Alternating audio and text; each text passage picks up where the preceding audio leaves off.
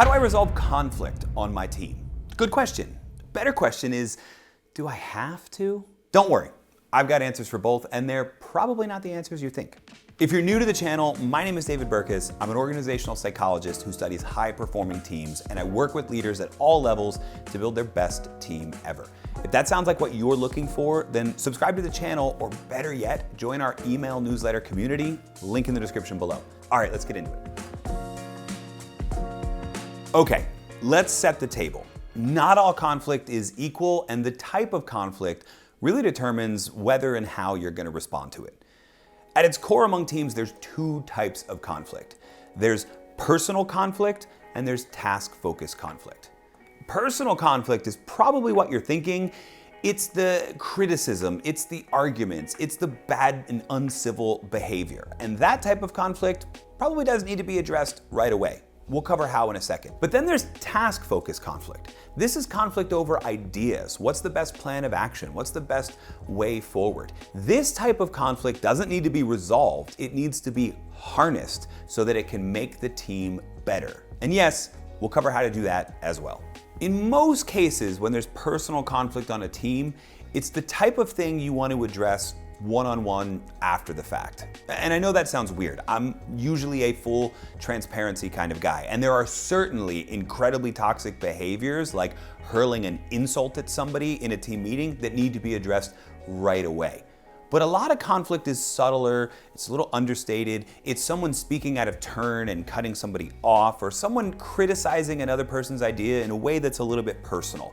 And in those, for the sake of saving face, it's best to take that person off after the fact and discuss one-on-one what behavior you observed and why it was so damaging to another person on the team. Now, if you observe that this is conflict between two people, in particular if it's repeated personal conflict between two people, you're still gonna start with one-on-ones plural here, you're gonna have a one-on-one with each person, but then you may choose to bring them together. And the idea here is you wanna figure out what's the disconnect between this? What's causing this misunderstanding and why is it devolving into personal friction?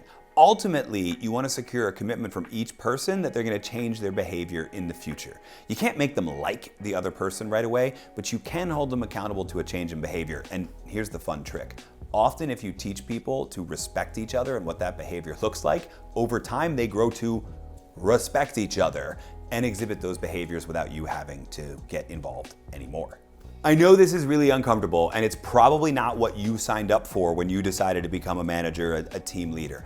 But I have to emphasize, you do have to address personal conflict as close to the incident happening as possible. You cannot let this fester. I'm sure you've been on a team where it's obvious that somebody exhibited really toxic behavior, or that two people just went at it and then nothing happened for months. It's awkward, and it only gets more awkward the longer you wait to resolve it. So don't wait. Your team needs you to be in there emphasizing what a positive team culture looks like, and that's why it has to be immediate or as close to immediate as you can get. Now that we've got that out of the way, task-focused conflict. As we said before, this is conflict over ideas. This is the team debating what the best way forward is. And this is not conflict that gets resolved. This is conflict that gets harnessed. The team needs to be taught how to have productive, respectful debates. They are going to have different ideas. That's okay. What they need to know is how to leverage all those different ideas to find the best idea. An example of this type of conflict could be that someone has strong reservations about a new product or a new initiative. It could be anything. Maybe you're a mid-sized tax service and you're exploring putting everyone's tax filings on the blockchain for all to see and comment on. That's probably going to get some strong pushback. But that's okay, right? People are going to have reservations about the work, and if you give them time to air those reservations and you respond to those reservations, you may find a better way forward than you initially had. Work is a team sport, and teams are composed of people who see things differently, hopefully. And if they see things differently, that means they're going to debate over these ideas. That's fine, as long as everybody knows how to make sure everyone gets heard, and at the end of the day, we harness all of those ideas to find the one best idea, then this type of conflict only makes our team better. All that sounds great, but how do we do it? Well, 3 steps. Invite feedback, create psychological safety, and challenge assumptions and not the ideas. Let's look at each of these in turn. First, invite feedback. And I bet you already think you do this. Most leaders think they do this enough, because they're the type of people that write thoughts at the bottom of a really long email, or as they're wrapping up a meeting, they go, all right, well, what does everyone else think? But that doesn't really make enough space for people to feel free sharing those conflicting ideas. Remember, you want conflict to enter the chat. My favorite way to do this is with a builds and flags framework. Builds are things that would build upon the idea, that would add to it. They're sort of the yes and flags are things that maybe another team member sees that could be a warning sign. These are the buts, or did you look at this? Or hey, I have a different idea of how we could go about this. The goal is to get everything out there in the open. The reality is, people are already having conflicting ideas in their head with what's going on in the meeting. You want it to come out of their mouth so that everybody else knows where the conflicting ideas lie. Next, create psychological safety. I'm a big fan of Amy Edmondson's work in this area of psychological safety. We even have other videos like this one about it, but real quick, what psychological safety means for a team in this instance is how safe do people feel to voice opposition? Do they worry about being judged as being overly negative or consistently wrong just because they're sharing a different idea? Now, if you've got crickets in every single meeting, if you've got no conflict, that's a huge indicator that you don't have any psychological safety on the team. So how do you build that sense of psychological safety where people feel free to share their conflicting ideas? Well, you do it in two stages.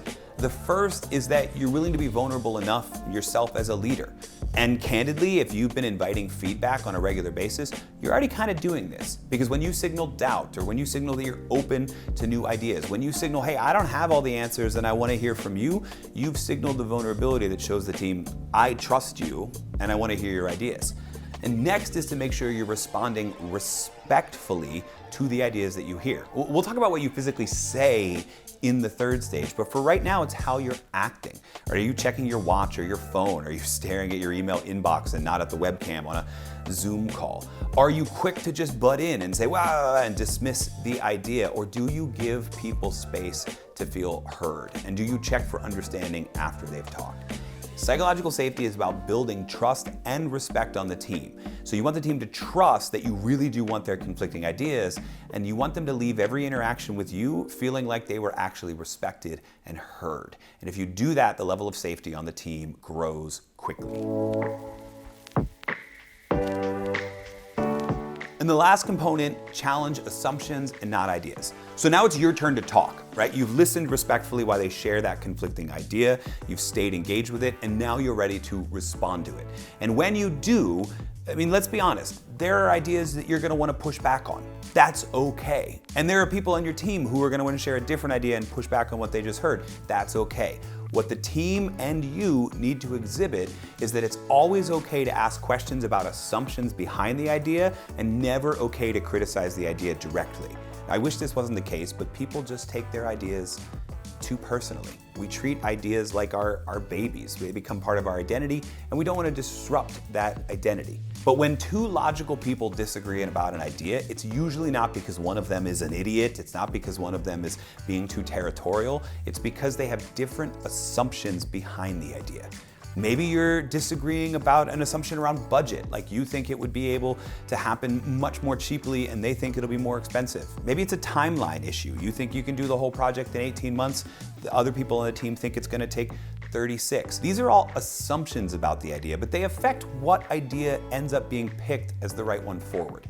So when you're ready and it's time to push back on an idea, to have respectful conflict, don't criticize the idea, and obviously don't criticize the person, but challenge the assumptions behind the idea and figure out whose assumptions are most accurate. There's really only two things that can happen at the end of challenging assumptions.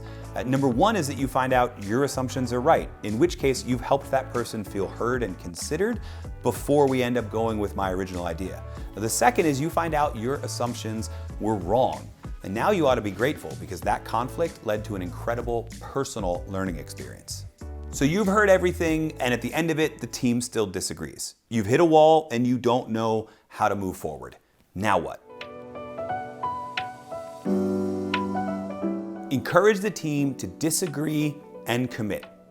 If everyone has spoken and you're unable to come up with a compromise, something everyone is on board with, then the team has to disagree and commit. This is where you, as a leader, probably have to make the decision. And I'll be honest, this happens more often than would be ideal. But you're not gonna get the team to commit unless everyone's felt heard. So as you are in the midst of this conflict, make sure people realize this is your opportunity to be heard, and after we make a decision, we're moving forward. There's no one who 2 weeks down the road gets to say, well, I told you this wouldn't work. You had your chance 2 weeks ago. Disagree, be heard, and then commit to whatever is decided, whether it's the team deciding or whether it's you as a leader having to make that tough call. At the end of all this debate, once decisions are made, it's time to move on and get work done. Task-focused conflict serves a team so well because the best way to find the right idea is to get lots of ideas. And I really want to underscore that in order to make sure you're getting everyone's ideas out there, you have to build that sense of psychological safety. So you're going to check out this video here to learn more about creating psychological safety on your team, getting your team's best ideas, and turning them into the best team ever.